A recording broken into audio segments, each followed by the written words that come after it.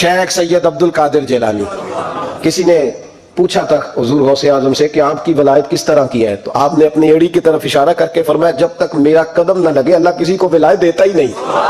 تو میری ولایت کی بات کرتے ہو، میں جب تک مہر نہ لگاؤں اللہ کسی کو ولی بناتا. شیخ سعدی بول پڑے، کہنے لگے غوث اعظم درمیان اولیاء چوں محمد درمیان انبیاء. حضور غوث اعظم رضی اللہ تعالیٰ عنہ کا ولیوں میں وہی مقام ہے جو نبی پاک کا نبیوں میں مقام ہے. امام الاولیاء سرتاج الاولیاء حضور غوث پاک رضی اللہ تعالیٰ عنہ. حضور غوث اعظم رضی اللہ تعالیٰ عنہ فرماتے میں تقریر نہیں کرتا تھا، تعلیم مکمل کر لی بات نہیں کرتا تھا. میں کہتا تھا میں کیسے لوگوں کے سامنے واز کروں. کہتے مجھے خواب میں مصطفیٰ کریم کا دیدار نصیب ہوا. محبوب نے فرمایا عبد القادر بات کیوں نہیں کرتے؟ میں نے کہا حضور یہ عربی لوگ ہیں، فصیح و بلیغ ہے، ہر آدمی بات سمجھتا ہے، تو میں کس طرح اتنے مجمع میں بولوں گا، بڑا مشکل کام ہے، ہر آدمی کی ذہنی سطح کے مطابق کیسے بات کروں گا. کہتے مصطفیٰ کریم نے فرمایا منہ تو کھولو ذرا. کہتے میں نے منہ کھولا تو حضور نے 7 دفعہ لعاب دہن میرے منہ میں ڈال دیا. فرمایا اب تو بولتے جانا اور میری برکتیں تیری مدد کرتی جائیں گی. آپ فرماتے ہیں اگلی شام میں سویا تو مولا علی شیر خدا بھی آ گئے، تو فرمانے لگے عبد القادر منہ کھولنا بیٹا تو میرا بھی ہے. کہتے میں نے منہ کھولا تو حضرت علی نے 6 دفعہ لعاب دہن ڈالا. میں نے کہا حضور آپ نے 6 دفعہ ڈالا ہے. تو خواب میں حضرت علی فرماتے ہیں، کہتے بیٹے میں نبی پاک کے برابر تو نہیں نہ ہو سکتا، میں نبی پاک کے برابر. حضور نے 7 دفعہ ڈالا ہے تو 6 دفعہ اس لیے ڈالا ہے کہ میں حضور کے برابر. صحابہ تو خواب میں بھی آ کے کہتے ہیں ہم نبی کے برابر نہیں. تو کیسے نبی کے برابر بن گیا؟ وہ تو خواب میں بھی آ کے کہتے ہیں کہ ہم حضور کے برابر ہیں، تو زندگی میں دعوے کرتا پھرتا ہے. حضور غوث اعظم فرماتے ہیں بس پھر چھوٹی سی مسجد اور اس میں میں نے تقریر شروع کی. میں اکیلا ہی چلا تھا جانب منزل مگر، پھر لوگ ملتے ہی گئے، پھر کارواں بنتا گیا. فرماتے ہیں چھوٹی سی مسجد، پھر مسجد بڑی ہوئی، پھر مجمع بڑھ گیا. فرماتے ہیں پھر جامع مسجد، پھر مجمع وہاں بھی کم پڑ گیا. پھر بغداد کی عیدگاہ وہ بھی بھر گئی تو صحرا میں جا کے خیمے لگ گئے. کہتے ہیں تقریر ہوتی تو ہزاروں کا مجمع، ہزاروں کا. ملا علی قاری کہتے ہیں غوث اعظم کے اجتماع میں 70 ہزار لوگ شریک ہوتے تھے. ہزاروں علماء کاغذ قلم لے کے بیٹھے ہوتے تھے کہ غوث پاک جو باتیں بیان کریں گے تفصیلی نقطے ہم نے نوٹ کرنے. اور حضور غوث اعظم کو اللہ نے یہ کمال دیا تھا، کمال یہ آپ کی کرامت تھی کہ بغیر سپیکر کے بولتے تھے. جیسی سمجھ پہلے والے کو آتی تھی ویسی آخری والے کو آیا کرتی تھی. آج نا کرامت کی بات آتی ہے تو بندے چھپنے لگ جاتے ہیں، کہتے ہیں نہیں یہ نہیں ہو سکتا، بڑا مدافعانہ سا عمل، بڑا شرمندہ سا لب بولا جاتی. وہ غوث پاک ایک دن ایک صاحب کرامت بیان کر رہے تھے تو بڑے جھجک کے حضور غوث اعظم. میں نے کہا تو بیٹھ مجھے بیان کرنے دے، تو ڈر رہا ہے کرامت سے ڈر رہا ہے، مجھے بیان کرنے دے، میں بیان کرتا ہوں، مجھے بیان کرنے دے. ملا علی قاری علیہ رحمہ نے لکھا ہے، دیگر بہت سارے لوگوں نے لکھا ہے غوث اعظم خطبہ دے رہے تھے، تقریر کر رہے تھے، اچانک ہاتھ آگے بڑھایا تو یہاں تک ہاتھ بھیگ گیا غوث اعظم. ہاں کھول کے دیکھے، کھول کے بات کر رہا ہوں، ہاتھ یہاں تک بھیگ گیا. مرید کہتے ہیں ہم نے پوچھا حضور پانی بھی کوئی نہیں، ہاتھ بھیگ گیا. میں چپ کر کے سبق پڑھو، شاگردوں کو پڑھانا، چپ کر کے سبق پڑھو. تھوڑی دیر گزری، چند گھنٹے تو ایک قافلہ آ گیا، سارے لوگ پانی میں بھیگے ہوئے ہیں. حضور غوث اعظم کے سامنے کھڑے ہوئے، کہا حضور آپ نے بڑی کرم نوازی فرمائی، بڑی کرم نوازی. وہ شاگرد کہنے لگے ہوا کیا؟ تو وہ لوگ کہنے لگے کشتی میں بیٹھے تھے تو کشتی ڈوبنے لگی.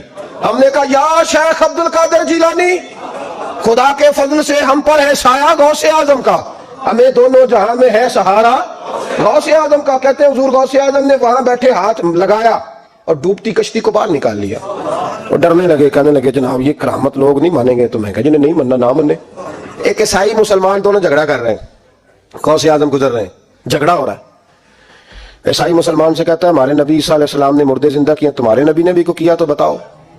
مسلمان پڑھا ہوا نہیں تھا، حالانکہ نبی پاک نے بڑے مردے زندہ کیے، پڑھا نہیں تھا، بتا نہ سکا. غوث اعظم کے کان میں آواز گئی تو جا کے عیسائی کا بازو پکڑ کے جھنجھوڑا. فرمانے لگے کیا کہا تم نے؟ میرے مصطفیٰ نے مردہ زندہ کیا تو بتاؤں. فرمایا تو نبی پاک کی چھوڑ، میں غلاموں کا غلام ہوں، میں غلاموں کا غلام ہوں، مجھے بتا کون سا مردہ زندہ کرنا. تو چھوڑ حضور کی بات نہ کر، میں غلاموں کا غلام ہوں، مجھے بتا کون سا مردہ زندہ کرنا ہے. پرانی قبر پہ لے گیا، کہنے لگا دی اگر نہ ہوا تو غوث اعظم فرمانے لگے جو تو کہے گا وہ میں کروں گا. تو کہنے لگے اگر ہو گیا تو غوث اعظم کہنے لگے نہ میرے خانقاہ پہ جھاڑو دینا، نہ میرے برتن مانجنا، نہ میرے گھر کا سودا لانا. اگر زندہ ہو گیا تو بس میرے نبی کا کلمہ پڑھ جانا، بس میرے رسول کا کلمہ پڑھ جانا. اللہ اکبر. اس نے جو سب سے پرانی قبر تھی نا، وہ کہتا ہے یہ ہمارے دادا نے بھی نہیں دیکھا تھا بندہ کون ہے. اس قبر پہ کھڑا ہو کہنے لگا اس کو زندہ کریں. تو غوث اعظم رضی اللہ تعالیٰ عنہ قبر کے سرانے کھڑے ہوئے تو دعا کرنے لگے، کہنے لگے مولا اپنے لیے نہیں تیرے رسول کے لیے۔ پھر فرمایا قم باذن اللہ، اٹھ اللہ کے حکم کے ساتھ۔ ایک عورت کلمہ پڑھتی ہوئی کھڑی ہو گئی، کھڑی ہو گئی، اور کھڑی ہو کے اس نے پہلا جملہ کہا تو کمال کر دی، کہنے لگی میرے نصیب دیکھو میں بنی اسرائیل کی تھی، عبد القادر تیرے صدقے جاؤں، تو نے مجھے کھڑا کیا ہے تو اللہ نے مجھے مصطفیٰ کا کلمہ پڑھنے کی توفیق دے دی، تیرے قربان جاؤں عبد القادر، تیری کیا بات ہے۔ اب وہ بندہ دوڑ دوڑ کے غوث اعظم کے قدموں میں آیا، فرمانے لگے نا کلمہ میرے مصطفیٰ کا پڑھنا ہے، حضور کا غلام بننا ہے۔ او بھائیو، حضرت شیخ عبد القادر جیلانی، حضور غوث اعظم رضی اللہ تعالیٰ عنہ، معمولی بات نہ سمجھنا، حضور غوث اعظم رضی اللہ تعالیٰ عنہ فرماتے ہیں میں قدم نہ لگاؤں تو اللہ ولایت ہی نہ دے، میں قدم نہ لگاؤں تو اللہ ولایت نہ دے۔ ایک آدمی سے حضور غوث پاک ناراض ہو گئے، ایک شخص نکل جا میرے آستانے سے، دعا منگیا کرو سنگیو، کتے مرشد نہ رس جاوے، کہ جنہاں دے پیر رس جاندے وہ جیوندے بھی وہ مرے ہی رہن، چل دوڑ جا نکل جا۔ وہ کہتا ہے میں 300 ولی کے پاس گیا ہوں، 300، ہر ایک سے کہا میرے لیے دعا کرو، تو وہ کہنے لگے جسے عبد القادر دھتکار دے اس کو کوئی سینے سے لگا سکتا، چل واپس چلا جا۔ آ کے قدموں میں بیٹھ گیا، کہنے لگا سونیا معاف کر دے۔ فرمانے لگے تو نے دیر کر دیا، میں تو کب سے معاف کیے بیٹھا ہوں، تو نے دیر کی آنے میں، میں تو رسول اللہ کا غلام ہوں، اور حضور نے معاف کرنا سکھایا ہے۔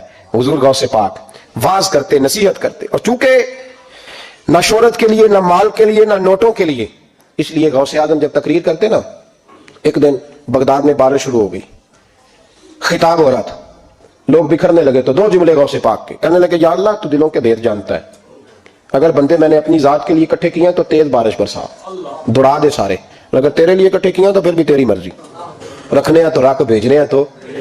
حضرت یحییٰ کہتے ہیں سارے بغداد میں بارش ہوتی تھی، پر جہاں غوث اعظم کی محفل ہوتی تھی وہاں کوئی نہیں ہوتی تھی، وہاں کوئی نہیں ہوتی تھی۔ غوث اعظم تقریر کرتے، کبھی کبھی وجد آتا تھا۔ وجد کس کو کہتے ہیں؟ وجد کبھی کبھی آپ کہتے نہیں کہ میرے رونگٹے کھڑے ہو گئے، لوں کنڈے کھڑے ہو گئے، پھر کبھی کبھی کہتے یار پتہ نہیں کیا ہوا آج تو آنسو رکتے نہیں تھے، اسی کو وجد کہتے ہیں۔ اسی کو، یہ ایک کیف ہے، ایک مستی ہے جو چڑھ جاتی ہے، ہر جگہ چڑھتی، کہیں کہیں چڑھ جاتی ہے، اور کمال ہو جاتا ہے جب چڑھ جائے، پھر مزہ آ جاتا ہے۔ نہ انکار کریں اج میرا، اج موسم بڑا سہانا، مستی دا اج می برسا دے، نہیں پیاس دا کوئی ٹھکانا، تیرے کول اتر پرانا تے ساڈا درد بھی بڑا پرانا، تے میرا ہس ہس ٹالنا سانو اسی پیتے ہوں باز نہیں جانا۔ کبھی کبھی ایک ماحول ہوتا ہے نا، کبھی کبھی حضور غوث اعظم وجد میں آتے تھے، کبھی کبھی اللہ کی دریائے رحمت کو بھی کبھی کبھی جوش آتا ہے، اور میرے حبیب فرماتے ہیں وہ پہلے آسمان پر نزول جلال کرتا ہے جو اس کی شان کے لائق، اور فرماتا ہے بندو مانگ لو جو مانگو گے میں دے دوں گا۔ میرے محبوب کے دریائے رحمت کو بھی جوش آتا تھا، حضور فرماتے تھے آج پوچھو جس نے جو پوچھنا ہے پوچھو، حضور فرمایا کرتے تھے۔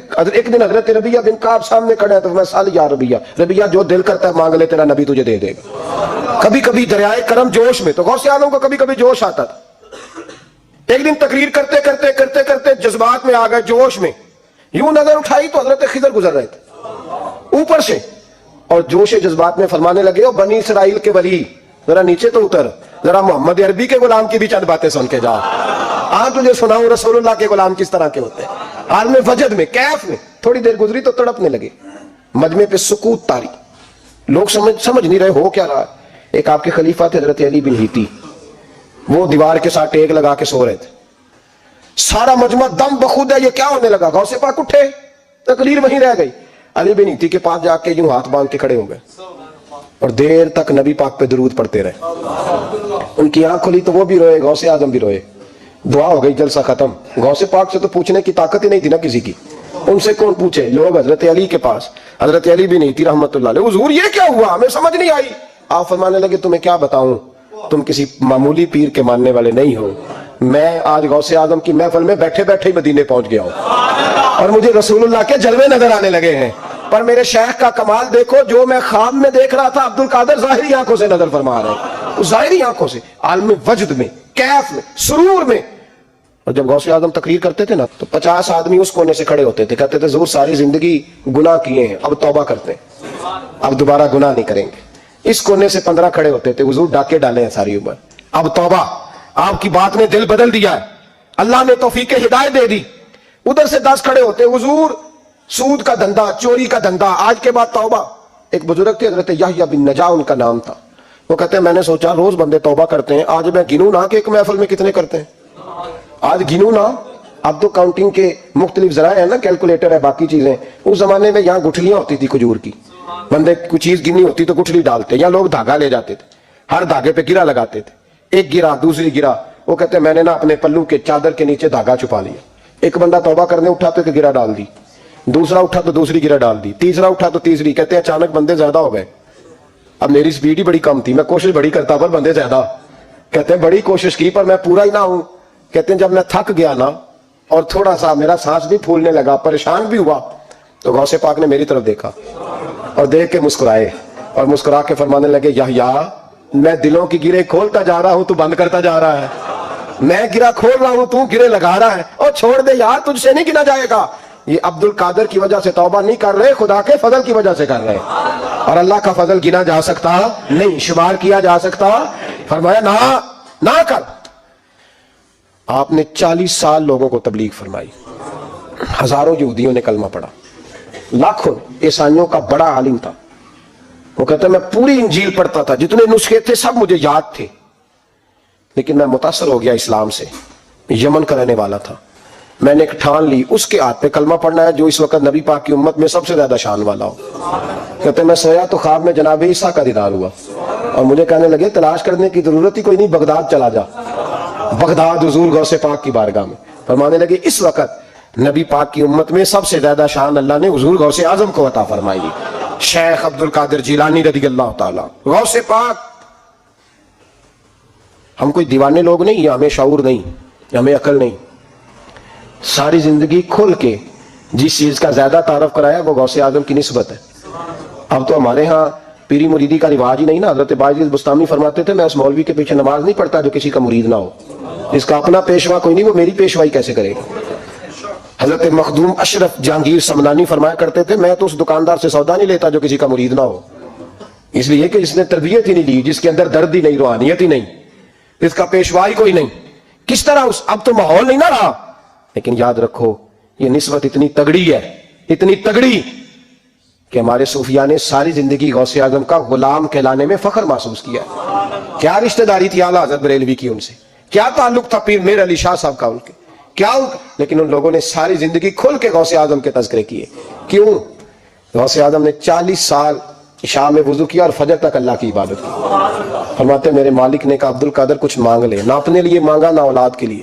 کہنے لگے مولا قیامت تک جو میرا نام لے نا اسے بغیر توبہ کے مرنے نہ دینا, مرنے لگے تو توبہ کی توفیق دے دینا. فرماتے میرے مالک نے وعدہ کیا ہے جو میرا ماننے والا ہوگا بغیر توبہ کے نہیں مرے گا. تو حضور غوث پاک رضی اللہ تعالیٰ عنہ فرماتے میں تو قیامت میں بھی اتنی دیر جنت میں نہیں جاؤں گا جب تک سارے مرید نہ ساتھ چلے جائیں. میں نہ جانا نہیں, کھڑا ہو جاؤں گا, عرض کروں گا مولا بھیج. میں نے کہا یہاں بھی لوگ ڈر جاتے ہیں, یہ کیسے ہو سکتا ہے؟ بھائی پڑھو نا مشکاہ شریف. میرے نبی پاک علیہ السلام نے فرمایا ایک بندے نے ایک اللہ کے بندے کو پانی پلایا تھا, قیامت کے دن اللہ اس کی برکت سے اس گناہگار کو جنت عطا کر دے گا. اور حضور نے فرمایا بخاری میں المرء مع من احبا, جو جس سے محبت کرے گا قیامت میں اسی کے ساتھ اٹھایا جائے گا.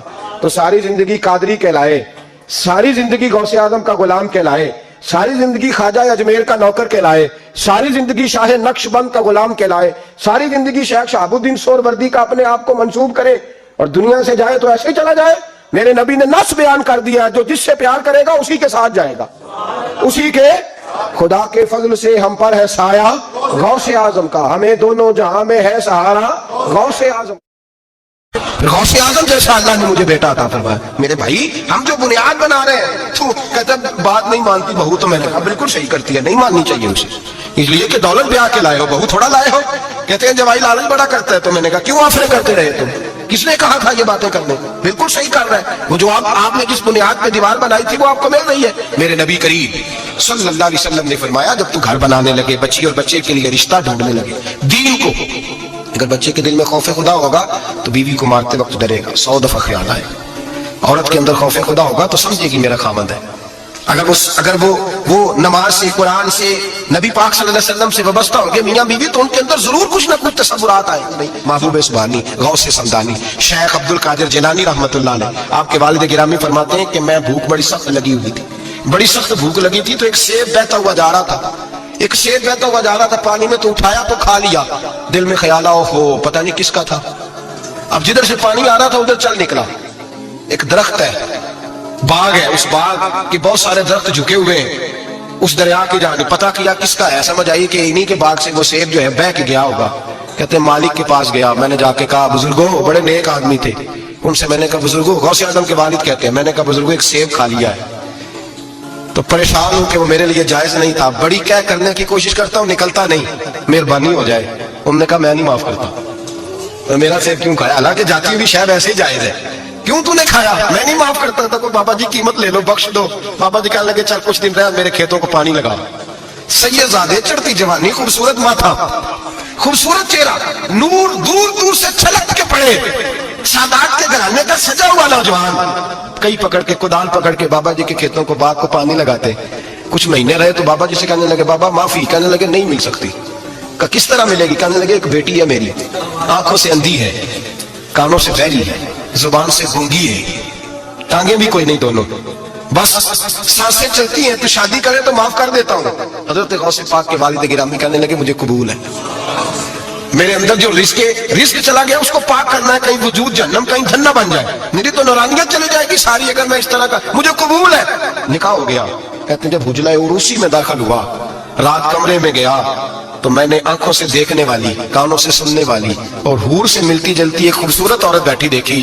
میں پلٹ کے باہر نکلا دوڑ کے, میں نے کہا بابا میرے والی نہیں, وہ تو اندھی تھی, وہ اندھی تھی, وہ بہری تھی, گونگی تھی, یہ کون ہے؟ حضور غوث اعظم رضی اللہ تعالیٰ عنہ کے نانا جی کہنے لگے بیٹے اندھی اس لیے کہا تھا کہ جب سے پیدا ہوئی ہے اس نے غیر محرم کا چہرہ نہیں دیکھا.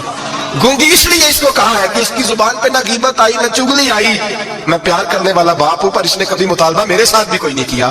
اس کی زبان پہ یا خدا کا ذکر رہتا ہے یا محمد عربی کا درود رہتا ہے, اس کے علاوہ بولتی نہیں ہے, لہذا گونگی ہے. اور فرمایا کوئی غیبت کرنے لگے, چغلی کرنے لگے, جھوٹ بولنے لگے تو اٹھ کے چلی جاتی ہے, سنتی نہیں, لہذا پیری بھی ہے. اور چونکہ کبھی گھر سے باہر پیر ہی نہیں رکھا لہذا لنگڑی بھی ہے. حضرت جناب سیدنا غوث اعظم کے والد گرامی فرماتے ہیں میں نے ایسی عورت کے ساتھ نکاح کر لیا اللہ کی رضا کے لیے, تو پھر رب نے مجھے عبد القادر جیلانی جیسا بیٹا عطا فرمایا. اللہ کرے ایسے لوگ بھی ملے جو کہیں پہلے پوچھ لینا بچہ نمازی ہے کہ نہیں. اللہ کرے کہ رشتے ڈھونڈتے وقت یہ کوئی پوچھنے لگ جائے. اللہ کرے کہ کوئی پوچھنے لگ جائے کہ بچی پردہ دار ہے کہ نہیں. اللہ کرے کوئی پوچھنے لگ ہی جائے کہ بچہ قرآن شریف کے ساتھ دلچسپی رکھتا ہے کہ نہیں, اسے حضور کی نعتیں اچھی لگتی ہیں کہ نہیں, وہ نبی پاک کے نام کا نعرہ لگانا جانتا ہے کہ نہیں, کبھی اس کی آنکھوں میں مصطفیٰ کے لیے کوئی آنسو آیا ہے کہ نہیں, کبھی وہ تڑپا ہے کہ نہیں, کبھی وہ رویا ہے کہ نہیں, کبھی اسے محبوب پاک علیہ السلام کی غلامی پہ ناز ہوا ہے کہ نہیں, کبھی ایسا ہوا ہے کہ وہ سر پہ پگڑی باندھ کے, چہرے پہ داڑھی سجا کے, سفید رنگ کا جوڑا پہن کے شیشے کے آگے کھڑے ہو کے کہتا ہو آج میں بڑا سی لگ رہا ہوں اس لیے کہ میں اپنے محمد عربی کے لباس میں لپٹا ہوا ہوں, اپنے رسول کا میں نے انداز اپنایا ہے. اللہ کرے ایسے بھی ہونے لگے. قرآن مجید کی آیت میں نے تلاوت کی, اللہ فرماتے ہیں الف لام میم احسب الناس ان یترکوا ان یقولوا آمنا. اللہ فرماتے ہیں کیا لوگوں نے یہ گمان کیا ہے کہ انہیں چھوڑ دیا جائے گا صرف یہ کہہ دینے پر کہ ہم ایمان لے آئے. انہوں نے کہا ہم ایمان لے آئے تو اب انہیں چھوڑ دیا جائے گا, بس ختم, اتنی بات پر چھوڑ دیا جائے گا. وہم لا یفتنون, اور انہیں آزمایا ہی نہیں جائے گا. فرمایا ایمان لانے کے بعد صرف ایمان پر ہی تمہیں چھوڑا نہیں جائے گا بلکہ تمہیں آزمایا جائے گا, تمہاری آزمائش ہوگی. کس طرح؟ وَلَنَبْلُوَنَّكُمْ بِشَيْءٍ مِّنَ الْخَوْفِ وَالْجُوعِ وَنَقْصٍ مِّنَ الْأَمْوَالِ وَالْأَنفُسِ وَالثَّمَرَاتِ, تمہیں کسی نہ کسی ایک چیز سے ضرور آزمائیں گے, یا خوف سے آزمائیں گے, بھوک سے آزمائیں گے, جانوں اور مالوں کی کمی سے, پھلوں کی کمی سے آزمائیں گے. اور یہ پھلوں کی کمی سے مراد علماء تفسیر نے لکھا اس سے مراد اولاد کا انتقال کر جانا بھی ہے, وہ بھی پھل ہوتی ہے. تمہیں آزمائیں گے اور اگر تم پورے اترے تو وبشر الصابرین, رب فرماتا ہے محبوب پھر صبر کرنے والوں کو میری رحمت کی خوشخبری سنا دے, پھر انہیں خوشخبری دے دے میرے کرم کی. میرے عزیز زندگی میں آزمایا جائے گا. نبی اکرم نور مجسم شفیع معظم صلی اللہ علیہ وسلم کی بارگاہ میں حضرت خباب بن ارت رضی اللہ تعالیٰ عنہ حاضر ہوئے. حضور خانہ کعبہ کے ساتھ ٹیک لگائے بیٹھے تھے تو حضرت خباب عرض کرنے لگے یا رسول اللہ اتنی تکلیفیں آ رہی ہیں, کافر اتنا ستا رہے ہیں, ہمیں پریشان کیا جا رہا ہے, ہم سخت آزمائش میں, حضور آپ اللہ کی بارگاہ میں دعا کیوں نہیں کرتے ہمارے لیے؟ تو نبی پاک علیہ السلام فرمانے لگے تم سے پہلے لوگوں کا حال پتہ کیا تھا؟ یہ صحیح حدیث بخاری میں موجود ہے. فرمایا تم سے پہلے لوگوں کا حال یہ تھا کہ انہیں گڑھے کے اندر رکھ کے ان کے جسم کو مٹی سے دبا کے پھر ان کے سروں پر آریاں رکھ کے چیر دیا جاتا تھا, لیکن پھر بھی وہ اپنے دین سے ہٹا نہیں کرتے. नबी पाक अलैहिस्सलाम फरमाने लगे तुम से पहले लोगों का ये आलम था कि उनके जिस्म लोहे की कंगियों से कुरेद दिए जाते थे, उनका गोश्त उतार दिया जाता था, लेकिन वो अपने दीन से हटने को तैयार नहीं होते थे। यारी तेरी सोना पर आजमैशां तेरियां अग, ए सोना परखिया जामदा ही पहलो नाल अगां दे लग। अपनी जिंदगी में तैयार रहें, ज़हनी तौर पर आजमाइश के लिए तैयार रहें, मिजाज बनाएं। जब बंदा पहले से तैयार होता है ना, उसका ख्याल होता है कि आजमाइश आ गई तो मैंने सब्र करना है, पहले से उसकी तैयारी होती है, फिर वो जरा घबराता नहीं, परेशान नहीं। हम तैयार नहीं है ज़हनी तौर पर। हर बंदे को सुख चाहिए, हर बंदे को, बल्कि हमारे यहाँ तो लोग कहते हैं मुरीद हो रहा हूँ ताकि मेरी तरफ तकलीफ कोई ना आए। तो मैं क्या करता हूँ, पहले पीर से पूछ लो उसे कभी आई है कि नहीं। अगर उसे आई है तो फिर इसका मतलब है तुम्हें भी आ सकती है। लोग नमाज इसलिए शुरू करते हैं, कहते हैं मैं 5 नमाजें भी पढ़ता हूँ, मैं सदकात भी करता हूँ, काम मेरा फिर नहीं चलता। तो मैं कहता हूँ तुम्हें पता ही नहीं, नमाजी के लिए तो आजमाइश है। जितना जितना ईमान कामिल उतनी उतनी आजमाइश भी ज्यादा। और ये मैं अपने पास से नहीं कह रहा, हजरत अबू सईद खुदरी रज़ी अल्लाह तआला अन्हु फरमाते हैं मैं नबी पाक अलैहिस्सलाम की खिदमत में हाजिर हुआ और हुजूर के दस्ते मुबारक को चूमने के लिए मैंने अपने हाथ जब आगे किए तो तपश थी, तेज बुखार था नबी पाक को। तो हजरत अबू सईद खुदरी रज़ी अल्लाह तआला अन्हु इरशाद फरमाते हैं कि मैंने, ये सुनन इब्ने माजा में मौजूद है, फरमाते मैंने अर्ज किया या रसूल अल्लाह सल्लल्लाहु अलैहि वसल्लम इतना तेज बुखार। हुजूर फरमाने लगे हम पर जो आजमाइशें आती हैं ना अंबिया पर, वो आम लोगों से दुगना आती हैं। ये तो लाडले हैं, ये तो महबूब हैं अल्लाह के। फरमाया आम लोगों से दुगनी आजमाइश आती है, लेकिन फरमाया हमारा रब बड़ा करीम है, हमें अजर भी डबल ही अता करता है, हमें अजर भी डबल ही अता करता है। तो हज़रत अबू सईद खुदरी कहते हैं मौका अच्छा था, मैंने एक सवाल भी कर दिया। मैंने कहा या रसूल अल्लाह सल्लल्लाहु अलैहि वसल्लम बताइए ना भला दुनिया में ज्यादा आजमाइशें किन को आती हैं। तो हुजूर फरमाने लगे सबसे ज्यादा आजमाइशें अल्लाह के अंबिया को आती हैं, नबियों को आती। हुजूर उसके बाद फरमाया उसके बाद जो उनके ज्यादा करीब होता है उसे आती है। लोग क्या समझेंगे इमाम हसन की आजमाइश को, लोग कैसे समझेंगे सैयदना इमाम हुसैन की आजमाइश। फरमाया जो इनके ज्यादा करीब होता है उसे ज्यादा आजमाइश आती है। तो हुजूर के सबसे करीब तो इमाम हसन है ना, इमाम हुसैन है ना। तू क्या समझता है कुर्बत बस निस्बत के इजहार का नाम है और बड़े लुत्फ के साथ जिंदगी गुजारने का नाम है। तो नबी पाक अलैहिस्सलाम ने फरमाया बात बड़ी मजे की है, फरमाया फिर अल्लाह के बाज बंदे तो ऐसे होते हैं जिन्हें अल्लाह फक्र में मुब्तला कर देता है। फरमाया उनके पास सिर्फ एक चादर रह जाती है, इतना फक्र उनके पास आता है। लेकिन जो हदीस के आखिरी लफ्ज है ना वो वजद वाले हैं, वो वजद वाले हैं, वो सुरूर वाले हैं। हमारा ये मिजाज होता है कि मीठा मीठा खा जाओ और जरा कड़वा आ जाए तो सवेरे भी रो शाम भी रो, हाल ही कोई नहीं, गरीबी बड़ी, परेशानी बड़ी, हजरत साहब घर से बीमारी जाती नहीं। और जनाब क्या बताएं, बाज़ लोग तो ऐसे हैं जिनकी बात सुन के लगता है जिंदगी में कभी सोए ही नहीं, इतने बड़े बड़े दुख सुनाते हैं।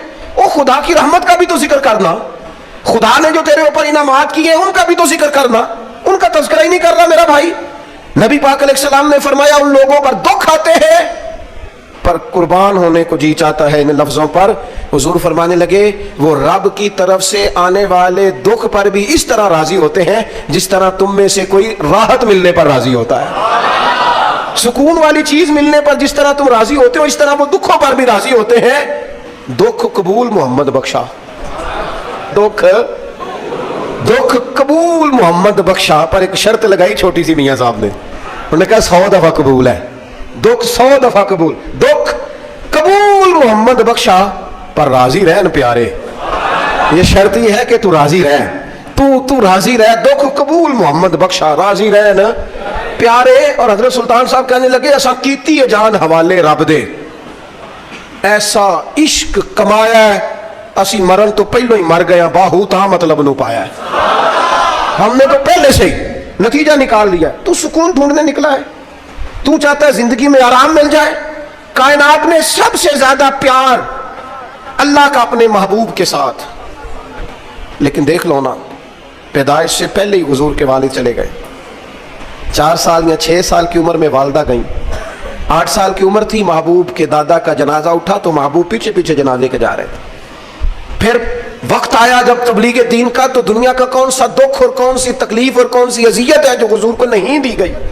लेकिन करीम हर वक्त कहते हैं अफला अकून अब्दन शकूरा, मैं रब का शुक्रगुजार बंदा ना बनूं। हर मकाम पर कभी बदर कभी ओहद और हर तरफ طرح کی تکلیف، ہر طرح کی تکلیف، کبھی بیٹیوں کا دکھ، کبھی سیدہ عائشہ صدیقہ کے بارے میں منافقوں کی نازیبہ گفتگو، سارے دکھ محبوب کی حیات پاک میں رہے، کریم نے ان دکھوں کو برداشت کیا۔ پھر آپ دیکھ لیں دور حضرت صدیق اکبر کا آیا تو حضرت ابوبکر صدیق اس امت میں نبیوں کے بعد سب سے بڑا درجہ رکھتے ہیں، لیکن کوئی زندگی اس طرح کی تو نہیں کہ بڑے 2.25 سال بڑے آرام سے حکومت کی ہو۔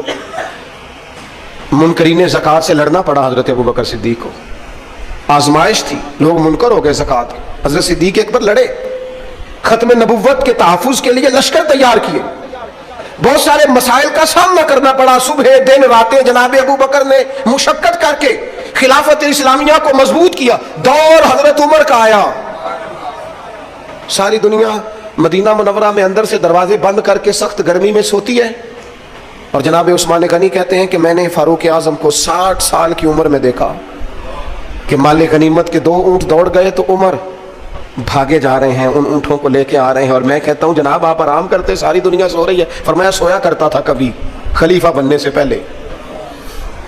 عمر کسی غلام کو کہہ دیتے تو چونکہ پیار تھا نا، یارانہ تھا نا، حضرت عثمان بڑے محبت سے کہتے ہیں، امیر المومنین کسی غلام سے کہتے اگر مال غنیمت کے اونٹ چلے گئے تھے تو لے آتا، تو حضرت عثمان کے کندھے پہ ہاتھ رکھ کے جناب عمر رو پڑے، کہنے لگے یار یہ حضور کے دین کی امانت بڑی ذمہ داری ہے، لے او سجنا اساں توڑ نبھائی، اساں جان بھی دتی تیرا تیرے، یہ بڑی ڈیوٹی ہے، یہ بڑی ذمہ داری ہے، میں کیسے غلام کو بھیج دیتا، مسلمانوں کا مال ہے، جب ڈیوٹی میری ہے تو کیسے کسی کو بھیجتا؟ یہ آزمائش ہے، یہ دکھ ہے۔ 22-24 لاکھ مربع میل کے حکمران حضرت عثمان غنی، ان کا دور آ گیا، یعنی وہ شخص جس نے چڑھتی جوانی میں بھی نظریں جھکا کے رکھی، اور جس شخص نے اپنا سارا مال دین پر قربان کر دیا، اس کے گھر کا گھیرا تنگ کر لیا گیا۔ بہت بڑی ذمہ داری حضرت عثمان پر آئی، بڑی۔ اور جناب عثمان غنی کا حال یہ ہے کہ 40 دن گزر گئے، جس شخص کے اپنے ذاتی مصارف لاکھوں کروڑوں میں لوگوں پر خرچ ہوتے ہیں، 40 دن سے اس نے کھانا نہیں کھایا، اسے ڈھاب اور سلیقے سے روٹی پانی نہیں ملا، گھر میں قید ہیں۔ لوگوں نے کہا عثمان ہمیں اجازت دے دیں ہم لڑیں، کہنے لگے کیسے دے دوں، حضور کا مدینہ اور میری وجہ سے خون بہ جائے، بس میرے اوپر آئی ہے تو میں نبھاؤں گا، یہ ذمہ داری ہے۔ کہا پھر عثمان خلافت، فرمایا یار یہ بھی میری مجبوری ہے، میرے نبی پاک نے فرمایا تھا عثمان اللہ تمہیں قمیض پہنائے گا، لوگ اتارنا چاہیں گے، دیکھنا اتارنا نہ، وہ قمیض نہ اتارنا کیسے چھوڑ دوں؟ حضرت عثمان بھی شہید ہو گئے، جناب عمر بھی شہید ہو گئے، حضرت علی المرتضیٰ شیر خدا وہ کیا 9-10 سال کی عمر سے حضور کے ساتھ چلے، ہر غزوے میں، ہر میدان میں، ہر جہاد میں، ہر جگہ آگے آگے۔ ان لوگوں نے دین سے نفع نہیں لیے۔ حضرت علی المرتضیٰ شیر خدا تو کوفے کی جامع مسجد کے پاس کھڑے ہو کے کہتے تھے میری کوئی بندہ زیرہ خرید لے، امیر المومنین کہہ رہے ہیں میری طامت زیادہ پھٹ گئی ہے، اب تو پیوند لگنے کی جگہ بھی کوئی نہیں بچی، یہ زیادہ پھٹ گئی ہے، اگر مزید پیوند لگ سکتے ہوتے تو میں زیرہ نہ بیچتا، یہ میری زیرہ کوئی خرید لے، کوئی خرید لے زیرہ۔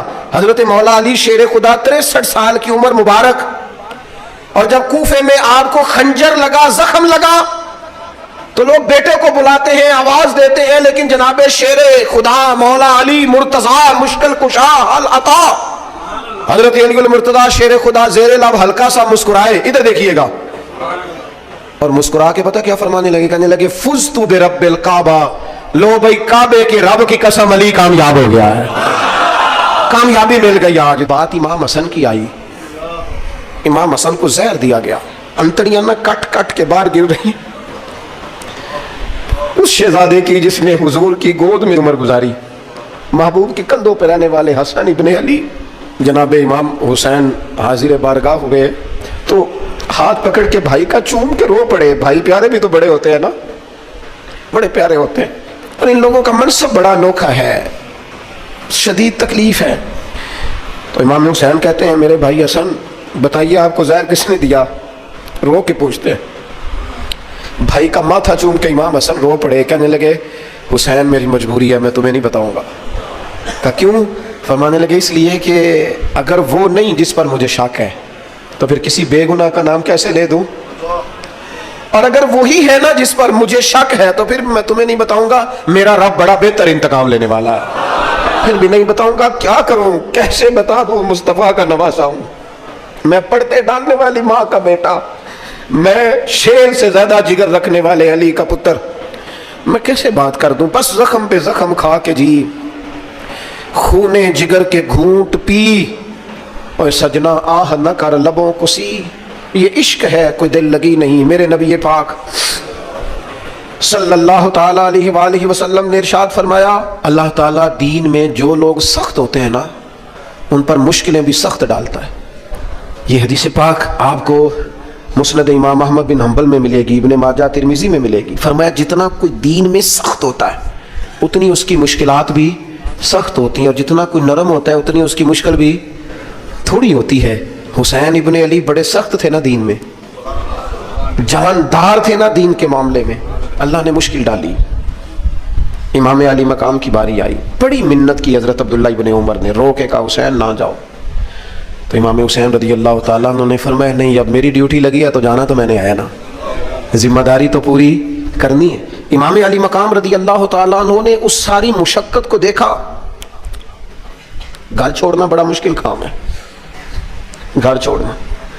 جہاں انسان رہا ہوتا ہے نا والدین کے ساتھ, جہاں وقت گزارا ہوتا ہے, کبھی بندہ بوڑھا بھی ہو جائے تو خوابیں اپنے پرانے مکان کی آتی ہے. خواب بھی کبھی آئے نا تو وہیں گھومتا انسان اپنے آپ کو پاتا ہے. لیکن امام حسین نے کہا کہ بس اب وقت آیا ہے تو اب یہ چھوڑنا ہے.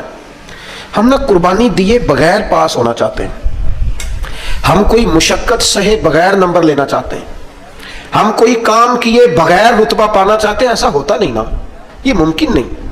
آپ تاریخ پڑھے نا انبیاء کی, حضرت نوح علیہ السلام نے 950 سال محنت کی ہے, اور میں سورہ ہود دیکھتا ہوں تو میں وہ انداز دیکھتا ہوں جس طرح کفر ان سے بات کرتا تھا. بڑی جدوجہد کی حضرت نوح نے, لیکن پتہ ہے دکھ اس سے بڑا کیا دیکھا, اپنا بیٹا ہی کافر ہو گیا. مالک امتحان ڈالتا ہے تو بڑے بڑے, اور حضرت نوح نے اپنے بیٹے کو ڈوبتے دیکھا, کہا مالک میرا بیٹا. فرمایا نہیں, یہ تیرا ہے ہی نہیں, تیرے طریقے پر نہیں تو تیرا کیسے ہوگا. کسی کی نسل کے لانے کے لیے تو اس کے عقیدے پر ہونا ضروری ہے, تیرا نہیں. حضرت نوح نے مشقت دیکھی. واتخذ اللہ ابراہیم خلیلا, ابراہیم اللہ کے پیارے ہیں نا, لیکن زندگی پوری پڑھ کے دیکھ لو, ساری کی ساری مشقت مصائب سے بھری ہوئی, آزمائشوں سے لدی ہوئی. کبھی انہیں قوم آگ میں ڈالتی ہے, اور کبھی 86 سال عمر ہو گئی تو اولاد کوئی نہیں, اور دعا مانگ کے رب بیٹا وہ دیتا ہے جس کی پیشانی میں نور محمدی چمکتا ہے. اچھا پہلے دیا نہیں, اب دیا. فلما بلغ معہ سعیا, اور جب وہ ذرا ساتھ چلنے کے قابل ہو گیا, ہر بندہ کہتا نہیں منون خیر ہے میرا پتر جوان ہو گیا. جب وہ بیٹا ساتھ چلنے کے قابل ہوا تو فرمایا ذبح کرو نا ذبح. تھوڑی دیر کے لیے دل پہ ہاتھ رکھ کے بتاؤ, اور بچے کو بخار چڑھ جائے تو نیند نہیں آتی, مائیں منتیں مانگتی پھرتی ہیں, روتے پھرتے ہیں باپ, بچے کی طبیعت ٹھیک نہیں, فقط بیمار ہے, اور جسے یہ کہا جائے ذبح کر. جناب ابراہیم تیار ہو گئے اور بیٹے کو ذبح کر دیا, چھری چلا دی. وہ تو مالک نے کہا کہ ابراہیم تم پر سلام ہو, تم نے اپنا خواب سچ کر دکھایا. ساری زندگی دیکھیں نا آپ آزمائشوں سے بھری. ادھر آ جائے نا جناب ایوب ہیں, کتنے بیمار ہو گئے, کتنے بیمار ہو گئے. 12 سال گزر گئے طبیعت خراب کو, 8 دن کے بخار میں لوگوں کے شکوے, 12 سال بیت گئے, دکھ قبول محمد بخشا. بس عرض اتنی ہے کہ راضی رہن پیارے. آپ دیکھیں نا جناب یعقوب پیارے ہیں نا اللہ کے, لیکن آدھی زندگی روتے گزر گئی بیٹے کی یاد. جناب یوسف پیارے ہیں نا, سونا بنا کے نا, اور باپ کا لاڈلا بنا کے نا, محبت پوری کرا کے, پیار پورا. یا بنی لا تقصص رؤیاک علی اخوتک فیکیدوا لک کیدا ان الشیطان للانسان عدو مبین. او میرے بیٹے بھائیوں سے بات نہ کرنا ورنہ وہ کچھ چال چلیں گے, شیطان آدمی کا کھلا دشمن ہے. اتنا دنیا میں پیارا بچہ اور اس وقت کوئی نہیں تھا جتنے جناب یوسف ہیں. پر یوسف کبھی بھائیوں کی مار کھائیں, کبھی کنویں میں جائیں. کریم کا کرم ہے نا, کنویں میں پھینکے تو بچا لے, لیکن وہاں سے نکلے تو پھر وہ بکے, پھر کبھی یہاں بکے, کبھی مصر کے بازار میں بکے. او یار تو غور تو کر, وہی جناب یوسف اللہ کے پیغمبر پھر جیل جائے, ساری تکلیفیں سہ کے فرمایا لو یوسف اب میں تمہیں مصر کا بادشاہ بناتا ہوں. آپ جس کی بھی تاریخ ٹٹول کے لائیں گے نا وہ آزمائشوں والی والا نہ بولو وَلْنَكُمْ بِشَيْءٍ مِّنَ الْخَوْفِ، ہم ضرور تمہیں آزمائیں گے. امام حسین کی باری آئی، وطن چھوڑنا ہے حسین کو. امام علی مقام نے کہا کہ ہجرت کی تھی نا، حضور نے بھی وطن چھوڑا تھا. دور کھڑے ہیں نانا تیرے کرم کے خزینے کی خیر ہو، میں جا رہا ہوں تیرے مدینے کی خیر ہو. پھر حسین ابن علی وہاں سے نکلے، بچے ساتھ، ڈٹنا پڑا، بھوک پیاس، بچوں کا ساتھ، پھر بچوں کی شہادتیں. یہ ساری چیزیں انسان کو کمزور کر دیتی ہیں نا، لیکن جس کی شان بڑی ہوتی ہے اس کی آزمائش بھی بڑی ہوتی ہے.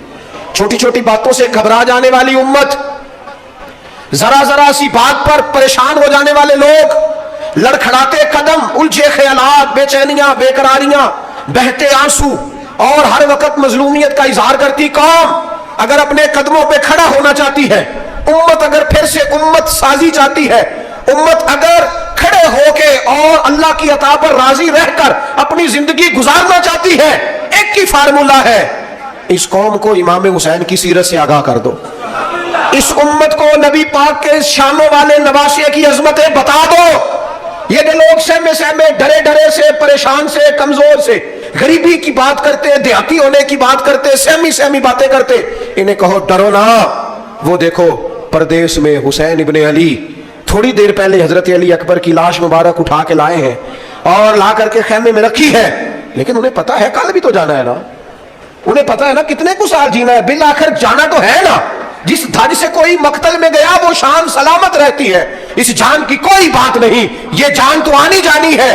موت بستر پہ بھی آ جایا کرتی ہے، لیکن جو میدانوں میں ڈٹ کے رہتے ہیں ان کو تاریخ ذرا زندہ رکھا کرتی ہے. کمزور زندگی نہ گزارو، ڈری ہوئی زندگی نہ گزارو، اور یہ کبھی نہ کہو ہائے حسین. ہم ہائے حسین والے نہیں، ہم واہ حسین والے ہیں. ہمارے بزرگوں نے ہمیں یہ سبق دیا ہے، ہم نے کہنا واہ حسین. کیا کمال کر دی امام علی مقام نے، واہ حسین آپ کی عظمت پہ قربان. اتنے سارے دکھوں کے باوجود جب شانوں والے نانا کا شانوں والا پوتا، عظمتوں والی ماں کا عظمتوں والا بیٹا، جرت مند باپ کا بیٹا میدان میں نکلنے لگا ہے، تو ڈرا ڈرا سہما سہما رو کے دلاسے دے کے آنسو پوچھ کے نہیں، بلکہ امام حسین نے ڈٹ کے کھڑے ہو کے وہ امامہ سر پہ باندھا جو محمد عربی نے عطا فرمایا تھا، وہ جبہ پہنا جو نانا نے دیا تھا، وہ تلوار پکڑی جو شیر خدا مولا علی پکڑتے تھے، اور حسین میتوں کے باوجود میدان میں آئے، فرمایا سامنے کھڑے ہو جاؤ، تمہیں خطبہ دینا ہے، اس لیے کہ محمد عربی کا طریقہ ہے جمعے والے دن خطبہ دیا جاتا ہے. پورے وثوق سے اتمام حجت کیا. اور حسین ابن علی ایسے تو نہیں تھے کہ ڈرے بڑا تھے تو ان سے تلوار نہیں چلی، انہوں نے تلوار چلائی، جو ایک ایک دو دو کر کے آتے رہے وہ کٹتے رہے، وہ کٹتے رہے. پھر آواز ایک گونجی پیچھے سے، وہ اکیلے اکیلے کیوں جاتے ہو، تمہیں پتہ ہے علی کا بیٹا ہے. علی کا گھر تو وہ گھر ہے کہ جس گھر کا ہر ایک بچہ جسے دیکھو وہی شیر خدا. معلوم ہوتا ہے اکیلے اکیلے جاؤ گے تو تم چہرے کی روشنی نہیں دیکھ رہے، آنکھوں کی سرخی نہیں دیکھ رہے، مزاج کا گلبلا نہیں دیکھ رہے، طبیعت کا بھاگ پن نہیں دیکھ رہے، اور جوانی میں شہادت کی لذت سے آشنا محمد کا نواسا نہیں دیکھ رہے. ذرا مل کے جاؤ، ہاں ہاں حسین ابن علی شہید ہوئے ہیں پر شان و شوکت کے ساتھ، ہاں ہاں حسین ابن علی دنیا سے تشریف لے گئے ہیں پر عزت وقار اور عظمت کے ساتھ. ہاں حسین ابن علی کا سر کٹا ہے، مخالف نے تو اپنی طرف سے نیزے کی نوک پہ چڑھایا تھا، پر حسین کا سر بول بول کے کہہ رہا تھا دیکھ لو میں کٹ بھی گیا ہوں پھر بھی سب سے اونچا ہوں، وہ دیکھو میں سب سے اونچا ہوں، سب سے اونچا ہوں میں. اے حسین ابن علی، نازش آل نبی تم پر سلام، اے حسین ابن علی تم پر سلام، نازش آل نبی تم پر سلام. کسی نے ایک بات کی تھی، اس نے حد کر دی، اس نے کہا مورخ تو کتنا کو لکھے گا، خطیب تو کتنا کو واز کرے گا، اور مصنف تو حسین ابن علی کی شان میں کہاں تک بات کرے گا. تو میرے امام کا باکپن، ان کی جرت، ان کی طاقت، ان کی ہمت، ان کا کمال، ان کا صبر، ان کی استقامت، ان کا حوصلہ، ان کی جواں مردی، ان کی ہمت کتنی کو بیان کرے گا، تو رہنے دے. اس نے کہا پھر کیوں رہنے دوں، کہنے لگے حسین ابن علی کی شان رفعت کوئی کیا جانے یہ حسن جانے. حسین ابن علی کی شان رفعت کوئی کیا جانے یہ حسن جانے، یہ علی جانے، یہ نبی جانے یا خدا جانے. ہماری طاقت نہیں ہے کہ ہم امام علی مقام کی عظمت کو بیان کر، بس چپ کر میرے علی، ایتھے جا نہیں ہو. امام کا تذکرہ بندے کو جوان کرتا ہے، बाहिम्मत करता है, जीने का हौसला देता है, मैदानों में खड़ा करता है, वही है तेरे जमाने का इमाम बरहक, जो तुझे हाजिर और मौजूद से बेजार करे और मौत की शक्ल में दिखला के तुझे जलवा यार जिंदगी तेरे लिए और भी दुश्वार करे। और पलटना, झपटना, झपट कर पलटना, ये लहू गर्म रखने का है एक बहाना। लिहाजा ताकतवर बनो, बाहिम्मत बनो, करबला के वाक़े से ताकत हासिल करो।